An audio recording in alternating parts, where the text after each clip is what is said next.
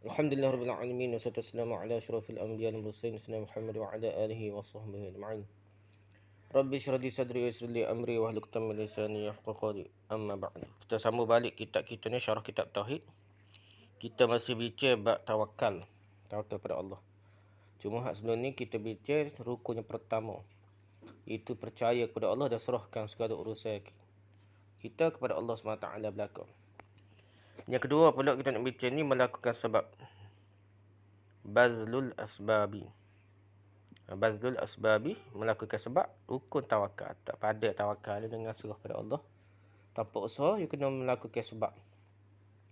Tawakal tidaklah sempurna hanya dengan menyerahkan urusan kepada Allah sahaja. Melainkan mestilah dibarengi, disertakan dengan melakukan sebab. Atau yang biasa kita sebut dalam bahasa Indonesia dengan ikhtiar. Oleh kerananya bukanlah dikatakan tawakal jika hanya menyerahkan urusan pada Allah SWT tanpa ada usaha sama sekali. Kerana di antara hikmah Allah SWT adalah Allah SWT mengaitkan antara akibat dengan sebab.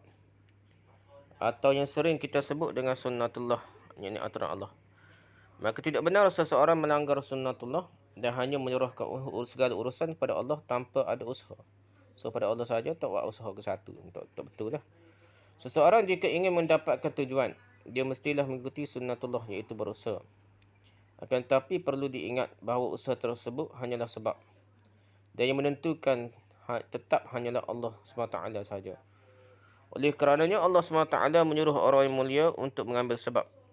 Contohnya adalah Allah SWT berfirman kepada Maryam, وَهُزِّي إِلَيْكِ بِجِذْعِ النَّخْلَةِ تُسَاقِطْ عَلَيْكِ رُطَبًا جَنِيًّا. Dan kau yankanlah pangkal akar pokok kurma itu dah ke arahmu, nescaya pohon itu akan menggugurkan buah kurma yang masak kepadamu. Surah Maryam ayat 25. Jiz'in nakhlah dah, pangkal bawah dah, akar pokok digoyang dah. Ketika itu Maryam dalam keadaan merasakan sakit, hendak melahirkan. Sangat sakit dah. Sakit nak beranak dah. Dan rasa sakit akibat kelaparan dan kehausan pula. Dah nak beranak, lapar lagi, haus lagi. Maka Maryam kemudian datang ke sebuah pohon kurma yang sedang berbuah. Jadi ingin mengambilnya namun tidak boleh kerana rasa sakit yang dialaminya. Sesungguhnya Allah SWT mampu untuk menjatuhkan rotab kurma secara langsung untuk dimakan oleh Maryam tanpa usaha. Boleh dah. Tanpa Maryam usaha pun Allah boleh turun. Bahkan Allah SWT mampu untuk membuat Maryam kenyang tanpa harus makan kurma sekalipun. Akan tetapi Allah SWT memiliki sunnatullah. Ada sistemnya dah. Oleh kerananya Allah SWT memerintahkan Maryam untuk menggoyangkan batang akar pohon kurma. Setelah itu, apakah orang yang sedang mengalami rasa sakit saat hendak melahirkan mampu untuk menggoyangkan akar pohon kurma? Jadi boleh kau akar tak ada dah. Kalau ujung pucuk tak apa dah. Akar nak goyang dah. Tentulah tidak ikut logiknya. Bahkan tidak mungkin boleh menjatuhkan kurma kalau kita kocak di bawah ni. Akan tapi di sini Allah SWT ingin mengajari bahawasanya mesti ada usaha untuk mencapai suatu tujuan. Kena usaha. Demikian pula Nabi SAW, beliau adalah Sayyidul Mutawakkilin. Pemimpin orang-orang yang paling bertakwa. Jadi bertawakal. Kalau nak kira siapa dia paling bertawakal, nombor satu dia Nabi SAW. Akan tetapi Nabi SAW senantiasa mengambil sebab musabak. Ketika Nabi SAW ingin punya anak, maka Nabi SAW menikah. Tak kala beliau hendak berperang, beliau memakai baju perang setiap hendak berperang. Beliau bersama para sahabat berkumpul untuk membahaskan strategi perang. Ketika peperangan Uhud, beliau menggunakan baju perang, bahkan 2 lapis ni baju perang masa perang Uhud.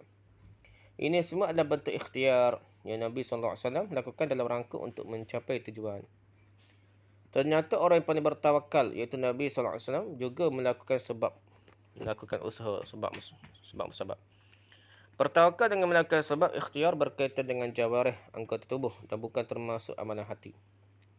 Oleh kerana Imam Ibn Hajar rahimahullah dalam kitabnya Fathul Bari ketika menyebutkan definisi tawakal, beliau mengatakan qat'un nazari 'anil asbabi ba'da nahyiatil asbab. Tidak memperhatikan sebab setelah menyiapkan melakukan sebab. buat perkara-perkara sebab musabak tu dah. Pakai senjata ready cukup lengkap tapi tak perhati pun dah. Tidak yakin dengan sebab lah. Bergantung dengan Allah. Rujuk Fathul Bari jilid 3 muka surat 384. Bishr bin Al-Harith berkata tentang tawakal. Bishr bin Al-Harith kata, Ittirabu bila sukunin wa sukunun bila ittirabin. Bergerak tanpa tenang dan tenang tanpa ada gerakan. Maksudnya apa ni? Ittirab bergerak tanpa tenang dan tenang tanpa ada gerakan. Rujuk Hilyatul Awliya Abu Na'im jilid 8 muka surat 361. Maksudnya adalah gerakan bermakna seorang bergerak dengan badan dalam melakukan usaha. Badan yang bergerak bukan duduk saja tawakal. Tawakal dia tu bergerak usaha. Dan tenang bermakna seorang tidak menggantungkan hati kepada sebab. Musabak dia bukan gantung pada usaha dia. Akan tapi menenangkan jiwanya dengan menyerahkannya kepada Allah sahaja. Usaha-usaha tapi jaya tak jauh serah pada Allah. Maka yang dinamakan tawakal yang sesungguhnya adalah melakukan sebab. Bukan duduk saja dah. Sebab perkaranya akibat hasil diserahkan kepada Allah SWT. Iaitu jangan sekali-kali menyandarkan hati kepada makhluk, kepada usaha, pada perancangan, pada usaha dah. Pada sebab tak boleh gantung lah. Abu Hatim berkata, At-tawakkulu huwa qat'ul qalbi 'alal 'alaiqi bi rafdil khalaiqi. Tawakal adalah memutuskan hati dari segala ikatan dengan menolak makhluk. Hati tu pun tu tolak makhluk sebab musabak dah. Hati je. Tangan usaha gapo tu buat dah. Rujuk Rawdatul Uqala Ibn Hibban jilid 1 muka 196. Oleh kerana Nabi SAW menyebutkan bahawa burung-burung juga bertawakal. Nabi SAW bersabda, "Lau annakum tatawakkaluna 'ala Allahi haqqa tawakkulihi, la razaqakum kama yarzuqut tayra, taghdu khimasan wa taruhu bitanan." Jika kalian bertawakal kepada Allah dengan sebenar-benar tawakal, nescaya Dia akan memberikan rezeki pada kalian. Sebagaimana Dia telah memberikan rezeki pada burung yang berangkat di pagi hari, dalam keadaan perut yang kosong dan kembali dalam keadaan perut yang kenyang. Burung ya perlu baik usaha cari makan, bukan duduk saja dah. Tapi ada lah, nak lecah peja pun rezeki dia kat mana dah. Kena usaha dulu dah. Hadis riwayat Ahmad nombor 205. Lihatlah burung yang tidak punya akal. Tak ada akal, tak boleh mikir secara fitrah. Tahu bahawasanya mencari rezeki mestilah dengan berusaha. Oleh kerananya terlalu banyak dalil yang menunjukkan bahawa kita mestilah melakukan sebab dalam mencari rezeki. Meskipun sangat mungkin bagi Allah SWT memberikan akibat tanpa sebab. Kerana yang menentukan akibat adalah Allah SWT. Namun jika seorang sejak awal tidak mahu mengambil sebab, tidak mahu berusaha untuk sebuah akibat, maka ini adalah kesalahan. Inilah dua perkara yang menjadi pondasi, menjadi rukun asas dari tawakal. Maka tak kala seorang telah bertawakal dengan anggota badan berusaha, hati mestilah ikut bertawakal pada Allah SWT. Jangan sampai seorang bergantung kepada sebab yang dia lakukan. Kerana pada dasarnya manusia tidak boleh mendatangkan akibat secara merdeka. Malaikat Allah SWT yang boleh menentukan akibat tersebut, jaya atau tak jaya. Jika seorang telah melakukan sebab dan hatinya bergantung pada Allah, maka demikianlah definisi dari tawakal. Itu bahawa betul-betul tawakal. Jadi kesimpulan daripada perbincangan kita, tawakal ni dipanggil bazlul asbab, melakukan sebab, amal yang anggota tubuh, tafwidul amri ilallah, menyerahkan segala urusan pada Allah SWT, amal hati, serah pada Allah lah, jaya tak jaya. Jadi sini amalan hati ni besar pula, ia pecah dua dia. Ada di situ ada tauhid rububiyah. Tauhid rububiyah, yang ini percaya pada Allah, siqah, percaya pada Allah. Yang beri rezeki ni bukan majikan kita, bukan kerja kita, tapi Allah SWT yang beri rezeki. Dari tentu dah mana-mana lah. Dan situ juga kita ada tafwidul amri ilallah ni, serah selesai pada Allah ni, ada amalan hatinya tauhid asma wa sifat. Tauhidul asma wa sifat iaitu husnuzan billah, bersangka baik pada Allah berdasarkan nama-nama Allah. yang memberi rezeki, yang menjaga kita, yang segala nama-nama yang comel Allah SWT, kita fikir, hati kita mentadabbur maknanya dah asma Allah, sehingga kita rasa kita perlu serah diri kepada Allah SWT. Itulah hakikat tawakal. Kesalahan dan penyimpangan terhadap tawakal. Salah dalam bab tawakal ni. Lihat Fathul Majid Abdul Rahman bin Hasan jilid 1 muka 333 hingga 334, At-Tamhid Syarah Kitab Tauhid Salih Al-Sih muka surat 375 hingga 376. Pertama, kesalahan tawakal yang salah yang merupakan syirik akbar, sampai tahap syirik besar. Sebagaimana kita telah ketahui bahawa tawakal merupakan ibadah hati, dan Allah SWT telah berfirman, wa 'alallahi fatawakkalu in kuntum mu'minin, dan bertawakallah kamu hanya kepada Allah jika kamu orang beriman. Surah Al-Maidah ayat 23. Oleh kerananya tidak boleh seorang bertawakal pada selain Allah SWT. Berapa contoh kaedah tawakal yang syirik? Di antaranya adalah tawakal pada mayat secara mutlak, pada tak wali ke apa dah. Tawakal pada mayat yang tidak boleh berbuat apa-apa adalah syirik akbar, syirik besar dah. Roh orang mati, roh tak nenek moyang, roh tak wali, tak guru, nabi, huk ke apa dah. Dan hal ini terjadi pada sebagian orang yang pergi ke kuburan dan meminta-minta kepada penghuni kubur tersebut serta bertawakal padanya. Hatinya ingat ke tak wali. Tuhan tak ingat mana? Tuhan ni jauh. Bahasa tak dengar dah. Dia berasa tak wali dengar dulu. Pasal dia ada sifat ketahanan dah. Tuhan kecil pada tak wali. Ni siapa-siapa syirik besar lah. Yang kedua ni tawakal pada ghaib. Yang ghaib secara mutlak. Tawakal pada yang ghaib contohnya seperti tawakal pada jin, kepada orang yang dianggap wali namun tidak hadir di hadapannya. Tak wali tu hidup lagi, tak mati, dia kubur lagi dah. Bukan. Tapi kalau sebut ya Syekh Abdul Qadir Jalani ke, dia kata dengar dah.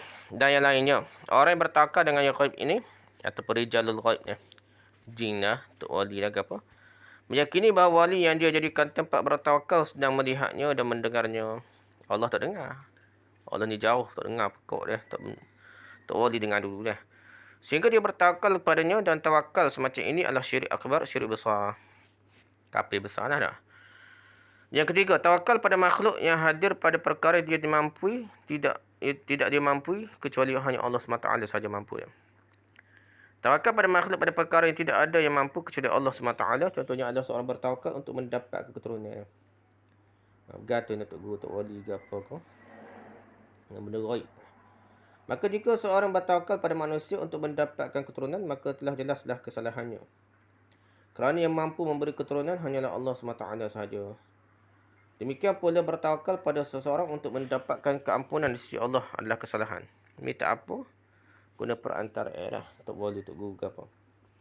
Kerana yang boleh mengampuni dosa ni hanyalah Allah SWT sahaja. Bukan tak guru, tak wali. Oleh kerananya seorang tidak boleh bertawakal pada makhluk pada perkara yang tidak ada mampu melakukannya kecuali oleh Allah SWT sahaja. 3 bentuk tawakal di atas merupakan tawakal yang syirik akbar, syirik besar. Kerana tidak boleh seorang bertawakal kepada mayat yang tidak boleh berbuat apa-apa, kepada yang ghaib dan kepada yang hadir namun tidak mampu. Minta rezeki daripada tok guru ke apa, tak boleh. Ya. Tak boleh ke apa. Yang kedua, tawakal yang keliru, yang syirik asghar, syirik kecil tak sampai lagi syirik besar. Tawakal syirik adalah bentuk tawakal pada makhluk yang dia mampu, namun hatinya bersandar kepada makhluk tersebut. Tawakal seperti ini banyak sekali terjadi di sekitar kita, dan para ulama mengistilahkan tawakal ini dengan tawakal yang syirik kecil. Contohnya adalah seorang yang bertawakal terhadap rezekinya kepada pimpinannya. Berboh dia. Parti dia. Sehingga mungkin terbetik dalam hatinya bahawa kalau bukan kerana pimpinannya, dia tidak akan mendapat rezeki, tak dapat projek ke apa kan. Demikian pula seorang yang berobat kepada doktor. Hatinya menjadi condong kepada doktor tersebut untuk kesembuhan. Hati ingat tu, apa rasa doktor tu boleh sembuh penyakit dia. Ini adalah contoh tawakal yang syirik kecil hati lah. Dia lupa pada Allah. Sebagaimana telah disebutkan, perkara sebab itu berkaitan dengan anggota badan. Akan tapi, usaha dan sebab usaha ni. Akan tapi kita telah jelaskan bahawa bagaimanapun seorang melakukan sebab, hatinya tetap mestilah kepada Allah SWT. Seorang yang merahsiakan tauhid dengan benar adalah dia berusaha untuk berubat ketika sakit, namun dia tak yakin bahawa Allah SWT yang menyembuhkannya saja. Jika seseorang mulai melirik kepada sebab yang dia lakukan, maka itulah bahagian dari syirik. Oleh kerana seorang mestilah melatih dirinya untuk membersihkan hati dari segala bentuk syirik dengan tidak bertawakal terhadap sebab. Sebab tu kewajipan kena usaha. Tapi bergantung pada Allah tak? Melainkan bertawakal pada Allah SWT saja. Kalau dia tengok sebab saja tu lah syirik lah. Tapi tidak syirik besar lagi lah. Nah. Yang ketiga, tawakal yang kurang. Bukan syirik kecil, yang kurang lah. Kurang tawakal kita dah. Tawakal yang kurang maksudnya adalah tawakal yang dilakukan telah salah. Hanya saja tawakal ini tidaklah sempurna. Iaitu seorang bertawakal pada perkara-perkara tertentu. Sementara pada perkara yang besar tidak bertawakal. Masih banyak orang yang tak kala bertawakal yang mereka maksud adalah tawakal dalam mencari kerja, tawakal dalam mencari jodoh atau tawakal ketika sakit. Atau tawakal lah disebut tawakal sakit ke. Tengah cari kerja ke, cari jodoh lah. Sebab ini merupakan perkara tawakal yang benar, betul lah. Akan tetapi di sana ada perkara-perkara yang seseorang mesti lebih bertawakal daripada tawakal terhadap perkara tersebut. Seperti ketika seorang beribadah, solat, haji, dakwah dan yang lainnya, dia kena kuat tawakal juga. Ini adalah perkara yang besar yang seorang juga mestilah bertawakal. Kebanyakan orang menyangka bahawa tawakal itu hanya pada perkara dunia sahaja, padahal tawakal juga berkaitan dengan perkara ibadah. Telah kita sebutkan di awal pembahasan bab ini bahawa banyak masyarakat yang mengaitkan antara tawakal dengan ibadah. Oleh kerana kita mestilah bertawakal ketika beribadah, solat, bersedekah dan ibadah-ibadah lainnya. Terlebih lagi, seseorang mestilah bertawakal dalam berdakwah, bergatuh hati dan serah pada Allah dalam berdakwah. Sebagaimana para nabi juga bertawakal dalam berdakwah.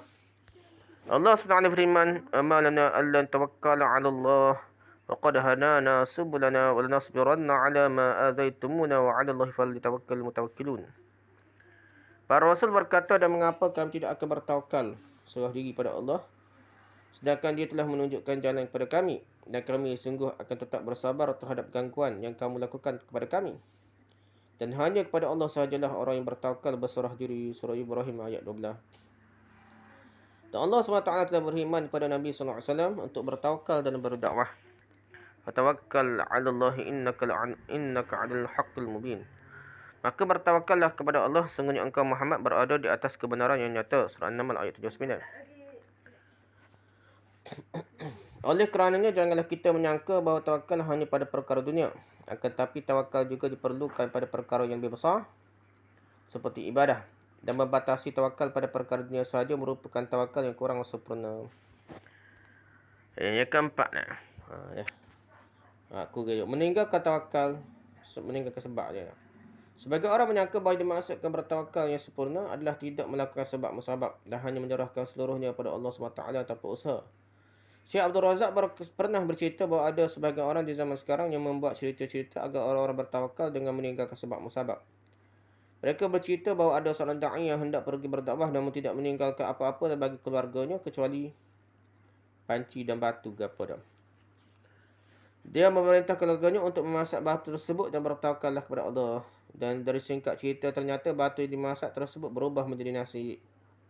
Akhirnya banyak orang yang takjub dan terpesona dengan kisah semacam ini. Mereka membang seluruh dalil dan kaedah yang telah kita sebutkan dan menyingkirkan fakta bahawa Nabi SAW sendiri melakukan sebab musabab. Sungguh tawakal seperti cerita tersebut adalah bentuk tawakal yang tidak benar sama sekali. Ibnul Qayyim menyebutkan sebuah kisah tentang orang yang ingin membuktikan bahawasanya dia sangat bertawakal pada Allah SWT. Dan untuk membuktikan bahawasanya Allah akan memberinya rezeki tanpa ada usaha. Disebutkan bahawa orang tersebut pergi berjalan melewati gurun pasir tanpa membawa bekal dan hanya membawa benang sahaja. Ketika orang bertanya alasannya mengapa tidak membawa bekal, maka apa pembekal ada. Orang tersebut menjawab bahawa ingin membuktikan bahawa dia bertawakal. Ketika ditanya tentang mengapa dia membawa benang, orang tersebut menjawab bahawa benang tersebut dibawa untuk berjaga-jaga jika suatu waktu bajunya sobek dan harus dijahit agar auratnya tidak kelihatan. Dia kata gitulah. Dinukilkan oleh Ibn Qayyim dalam Madarijus Salikin di muka 133 dan beliau sebutkan bahawa orang itu adalah Ibrahim Al-Khawwas. Guru Sufi kan. Orang-orang pun mengatakan bahawa itulah yang dinamakan melakukan sebab. Siapa benar apa? Sebab juga dah. Supaya bawa bekal. Seharusnya jika dia bertawakal, dia juga tidak perlu membawa benang sekalipun. Dan biarkan yang sobek terus sambung sendirinya. Orang pakai royak gitu dah. Tok guru pun pandai kapur dah tok guru dah. Kadang-kadang pandai kapur dah. Ibn Qayyim menyebutkan bahawa meninggalkan sebab itu bertentangan dengan akal, syariat dan realiti kenyataan. Rujuk Madarijus Salikin Ibn Qayyim jilid 2 muka surat 133. Kenyataannya semua orang pasti melakukan sebab. Bahkan seorang bertawakal untuk mendapatkan rezeki adalah sebab. Tawakal untuk dapat rezeki pun sebab dah mana. Ada orang yang mengatakan bahawa dirinya cukup dengan berdoa tanpa ada usaha yang lain. Maka kita katakan apakah doa itu bukan sebab? Doa itu sebab juga ni. Yakin dan husnuzon pada Allah, bersangka baik pada Allah SWT juga adalah sebab. Maka tidak mungkin orang untuk mendapatkan sesuatu tanpa sebab. Kerana dari sisi akal tidak masuk akal. Secara syariat juga sisi syariat, agama bertentangan dengan agama, dan dari segi realitinya juga tidak mungkin. Maka barang siapa yang ingin mencapai satu tujuan tanpa ada usaha, maka dia adalah orang yang tidak beres akalnya, akal tak betul lah. Kerana bagaimana mungkin setelah Allah SWT menetapkan sunnatullah, berusaha untuk mendapatkan hasil. Kemudian ada orang yang ingin mendapatkan hasil tanpa usaha. Orang yang berusaha saja belum tentu boleh mendapatkan hasil, apalagi orang yang tidak berusaha sama sekali. Kecuali ketika seorang berada dalam keadaan terdesak, maka seseorang boleh yakin pada Allah bahawa Allah SWT akan mampu memberikan akibat tanpa sebab. Hal ini sebagaimana kisah Nabi Ibrahim AS yang ditangkap dan dilemparkan ke dalam kobaran api, dan dia tidak boleh melakukan apa-apa kecuali hanya mengatakan hasbunallahu wa ni'mal wakil. Cukuplah Allah menjadi penolong kami, dan Allah adalah sebaik-baik pelindung. Hasbunallahu wa ni'mal wakil. Hadis riwayat Bukhari 4563. Dan betapa banyak orang yang ketika melakukan sebab tidak mendapatkan akibat. Akan tapi ketika dia betul-betul pasrah setelah usaha itu, berkata surah pada Allah beraka, barulah Allah SWT mendatangkan akibat tanpa sebab pula dah. Atau dengan sebab yang lain pula dah. Tak nyambik dengan usaha dia, nyambik usaha lain pula. Sebagaimana kisah pernah penulis alami sendirilah, Dr. Firanda ni. Ada seorang yang menderita penyakit kanser dan telah melakukan beberapa kali operasi, berkali pembedahan lah. Tak kala wanya tinggal sedikit dan tidak boleh lagi melakukan operasi pembedahan itu, maka ada orang yang menasihatinya untuk berpuasa dan bersedekah dengan niat kesembuhannya. Tak ada arah lah, suruh puasa dan sedekah. Setelah itu doktor juga telah memvonis bahawa dia tidak boleh lagi disembuhkan dan usianya tinggal 3 bulan saja lagi dah. Kanser ni. Kanser tahap 4 3 bulan meninggal, kata dah doktor kata. Ketika itu dia betul-betul pasrah kepada Allah dan berusaha dengan sebab yang lain. Ini puasa dan sedekah. Dan ternyata sembuh lepas tu dah. Inilah bukti bahawa Allah SWT boleh memberikan akibat tanpa sebab yang biasa. Akan tetapi seseorang tetap harus melakukan sebab usaha juga. Ketika sebab yang pertama yang dilakukannya tidak membuahkan hasil, nak buat pembedahan beribu-ribu habis dah. Boleh jadi Allah SWT menjadikan hasil tanpa ada sebab lain yang dilakukannya. Allah buat sebab lain pula dah. Perlu untuk kita ingat juga bahawa ketika seorang mengambil sebab melakukan usaha, maka dia mestilah mengambil sebab yang syar'i, sebab yang dibenarkan oleh agama, atau sebab yang mubah yang diperbolehkan oleh agama dah. Dan tidak boleh seorang mengambil sebab dengan perkara-perkara yang haram. Contoh mengambil sebab yang haram adalah berobat dengan khamar, dengan arak, atau berobat kepada dukun untuk bomo dah. Atau menghilangkan kemungkaran dengan kemungkaran yang lain, atau bernahi mungkar dengan mengorbankan darah kaum muslimin. Penyimpangan terhadap tawakal.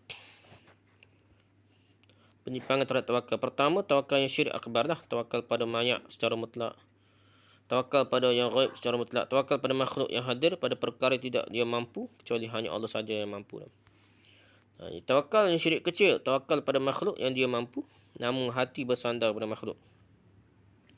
Yang dah mampu makhluk buat, tapi hakikatnya Allah belakang. Tawakal yang kurang sempurna, tawakal pada perkara-perkara tertentu seperti rezeki dan jodoh saja. Sementara pada perkara yang besar seperti solat, haji dan dakwah, tidak bertawakal untuk nampak kejayaan itu. So haji, puasa dia terima tu Allah SWT dah. Meninggalkan tawakal, meninggalkan sebab. Matan firman Allah SWT, wa 'alallahi fatawakkalu in kuntum mu'minin, dan hanya kepada Allah hendaknya kamu bertawakal jika kamu orang yang beriman. Surah Al-Maidah ayat 23. Syarah ayat ini berkaitan tentang kisah Nabi Musa AS dan kaumnya yang meninggalkan kota Mesir menuju ke tempat yang suci, iaitu Baitul Maqdis, Palestin. Mana pada ayat sebelumnya Allah SWT berfirman, ya qaumi dukhulul ardal muqaddasata allati kataballahu lakum la tartaddu ala adbarikum fatanqalibu khasirin. Musa berkata, wahai kaumku, masuklah ke tanah suci Palestin yang telah ditentukan oleh Allah bagimu. Dan janganlah kamu berbalik ke belakang kerana takut pada musuh. Nanti kamu menjadi orang-orang rugi. Surah Al-Maidah ayat 21. Akan tetapi ternyata dalam kota Palestin tersebut terdapat orang-orang yang kuat dan zalim, sehingga membuat kaum Nabi Musa AS takut. Akan tetapi Nabi Musa AS memerintahkan mereka untuk berjihad kerana kota tersebut telah menjadi milik Bani Israel.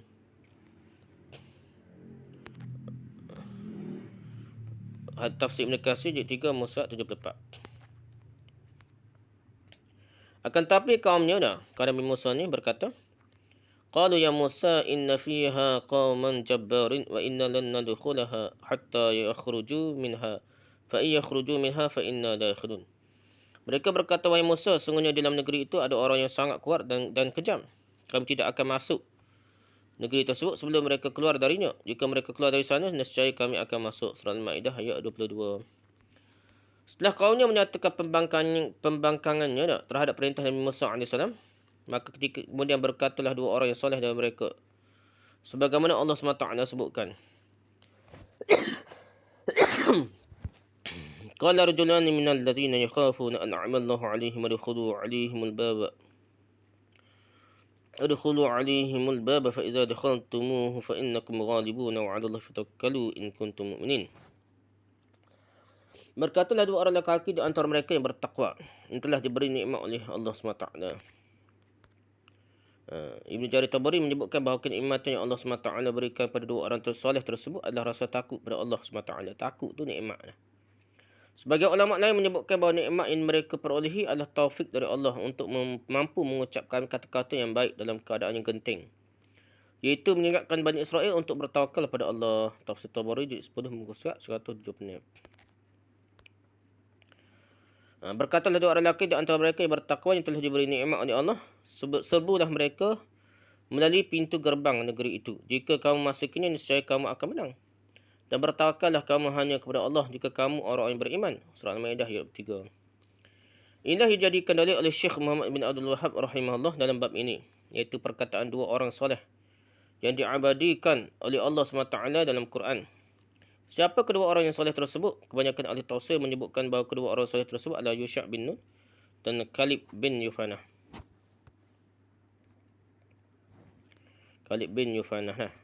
Yusha' bin Nun dan Kalib bin Yufanah dalam tafsir.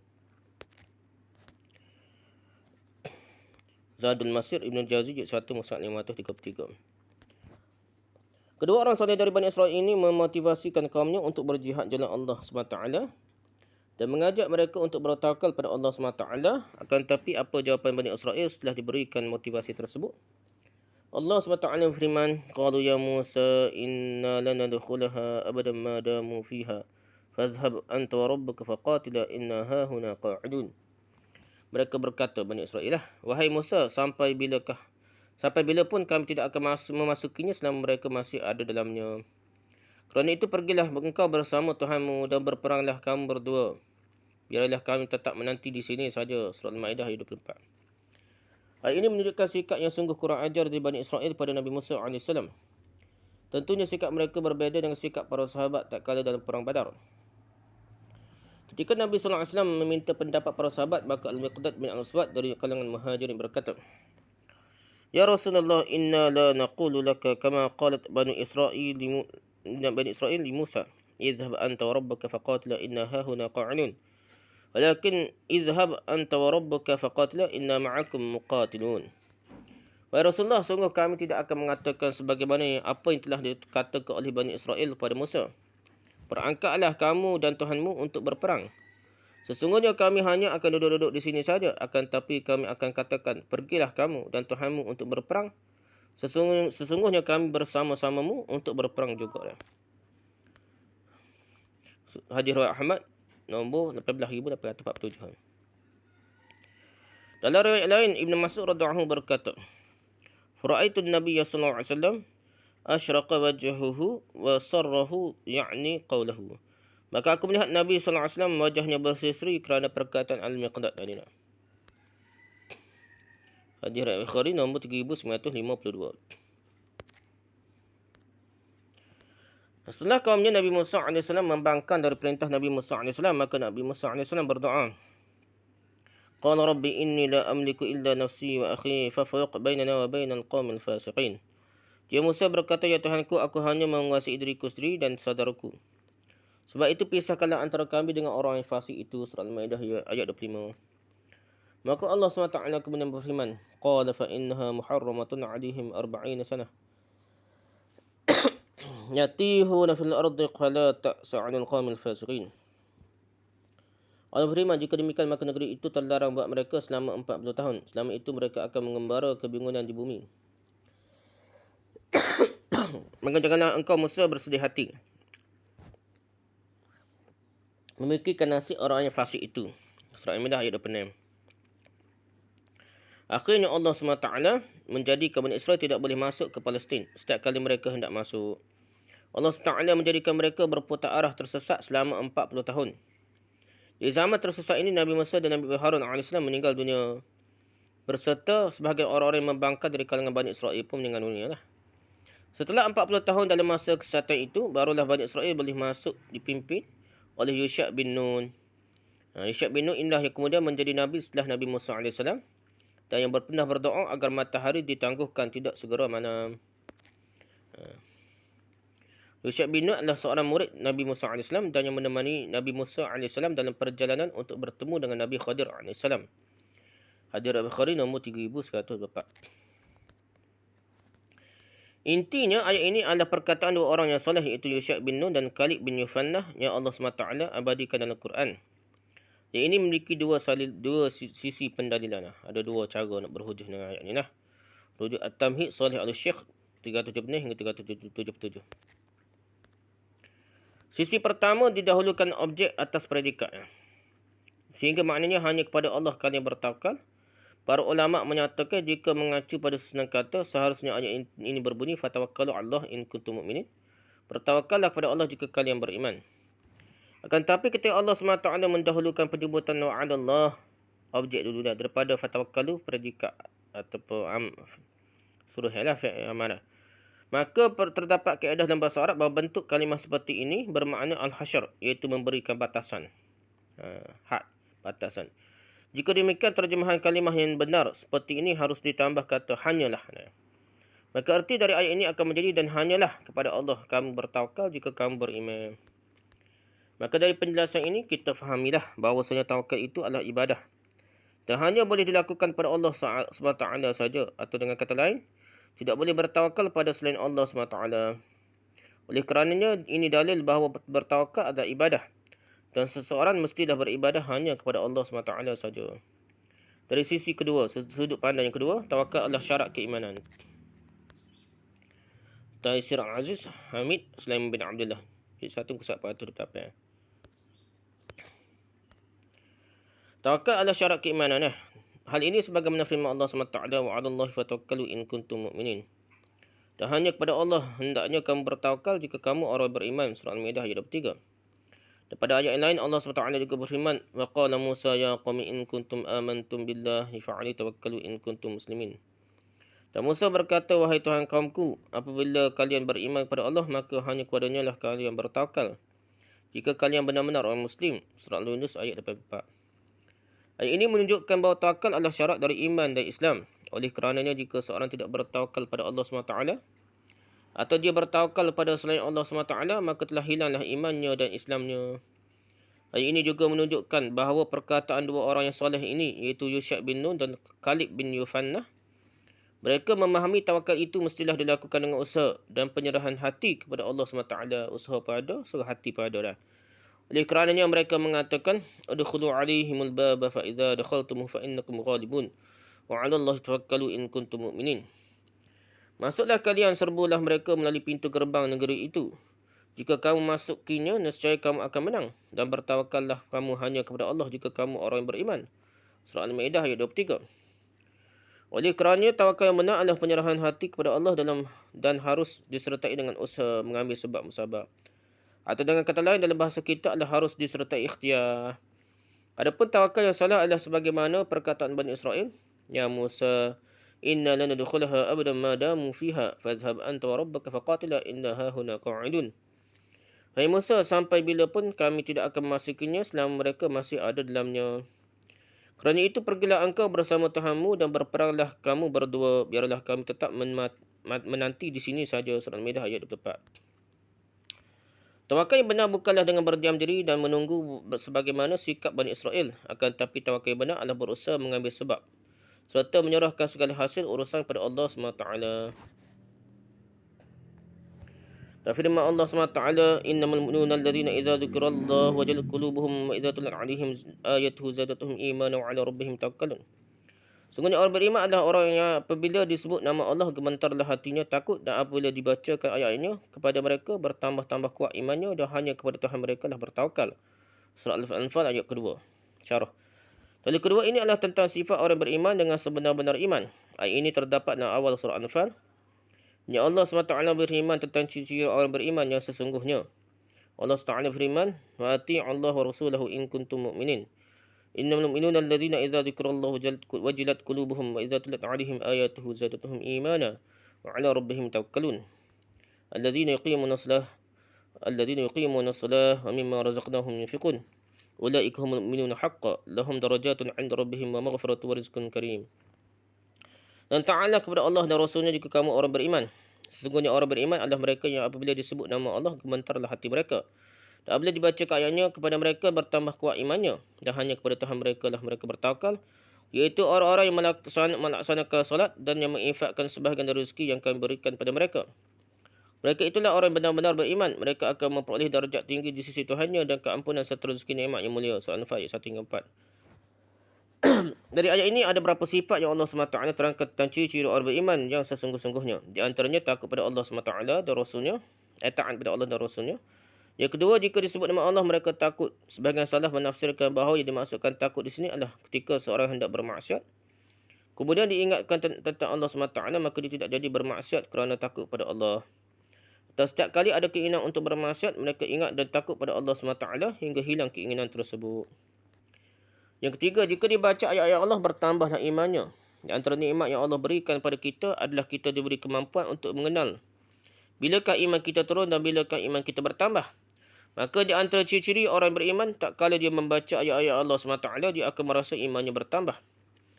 Yang keempat, bertawakal pada Allah. Yang kelima, solat dan berinfak. Inilah sifat-sifat orang beriman dengan sempurna. Di antara sifat mereka adalah bertawakal pada Allah. Nabi SAW pernah menyebutkan bahawa di antara ciri-ciri 70,000 orang dari umat Nabi SAW yang masuk syurga tanpa hisap, tanpa perhitungan, tanpa soal jawab dan tanpa azab adalah orang yang bertawakal. Sebagaimana sabda Nabi SAW tentang ciri-ciri mereka, humul ladina la yatatayyarun wa la yastarqun wa la yaktuna wa la 'ala rabbihim tawakkalun.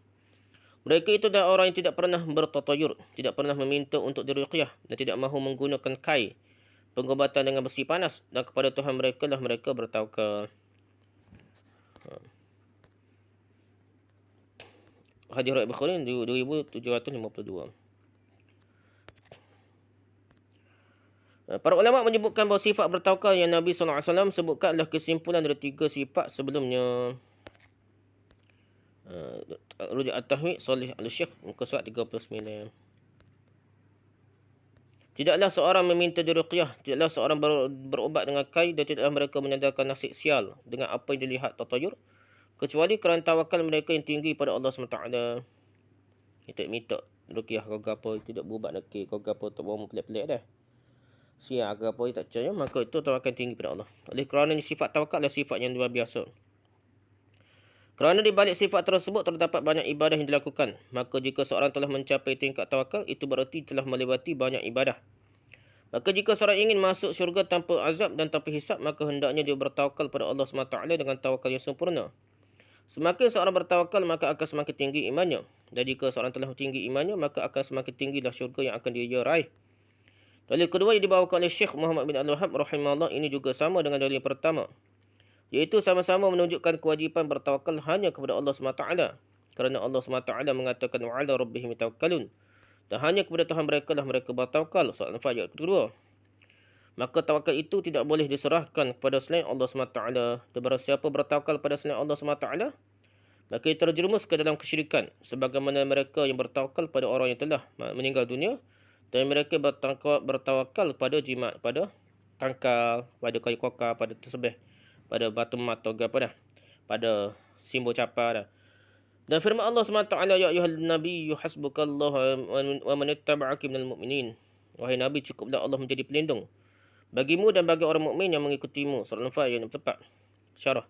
Secara umum ayat ini ada dua penafsiran khilaf. Tafsiran pertama, ayat ini bermakna cukuplah Allah bagimu Muhammad dan bagi kaum mukminin, dan ini adalah penafsiran jumhur ulama.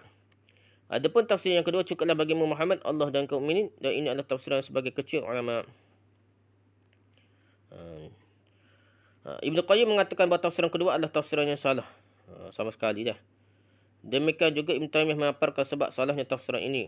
Kerana tafsiran kedua-dua seakan menunjukkan bahawa kaum mukminin bersama Allah cukup bagi Nabi SAW. Seolah Nabi berkata dengan orang Islam lah. Padahal yang benar adalah cukuplah Allah bagi Nabi dan cukuplah Allah bagi kaum mukminin juga.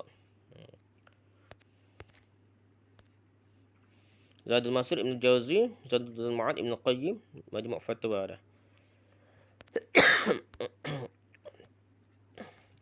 Ketika kita telah faham bahawasanya jika Allah SWT cukup menjadi penolong bagi segalanya, baik Nabi dan kaum mukminin, maka wajiblah bagi kita untuk hanya bertawakal pada Allah SWT sahaja.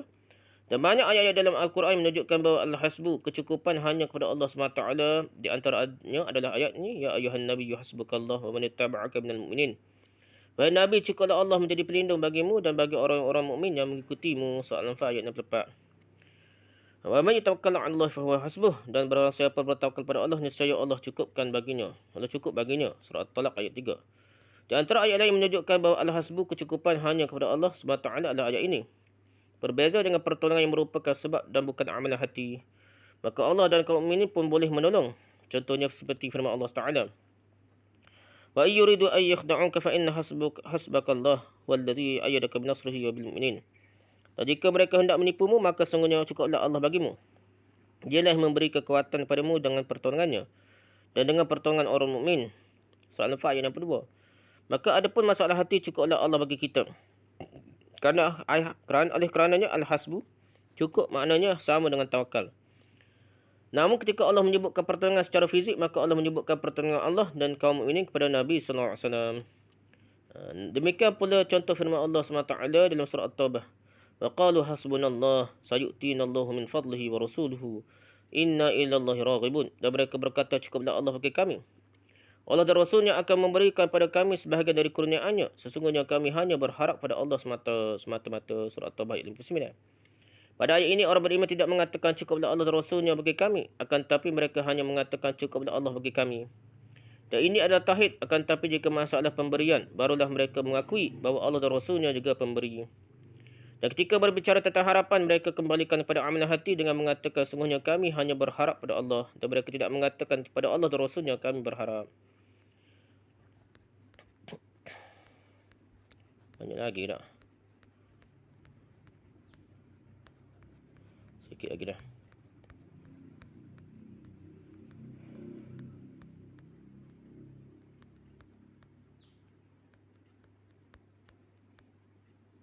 Ada kat tu dah. Wallahu a'lam. Subhanakallahumma wa bihamdika subhanaka asyhadu an la ilaha illa anta astaghfiruka wa atubu ilaik. Assalamualaikum warahmatullahi wabarakatuh.